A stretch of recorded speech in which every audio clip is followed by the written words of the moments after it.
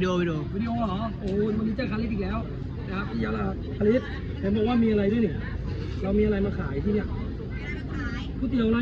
พาไปดูหน่อยได้ไหมไหนร้านอยู่ไหนไหนมาไปดูนี่ก๋วยเตี๋ยวเหรอโอ้โหร้านนี้โอ้โหอันนี้ร้านคาริสเหรอใช่ไหมร้านก๋วยเตี๋ยวนี่ว่าหน้าใครเนี่ยหน้าคาริสเขามีหน้านี้ด้วยเหรอเนี่ยเขามีแต่ลูกชิ้นหรืออะไรอันนี้หน้าเราเลยเนาะหน้าเราเลยขายดีไหมอันนี้ขายดีไหมขายดีใช่ไหมครับอร่อยไหม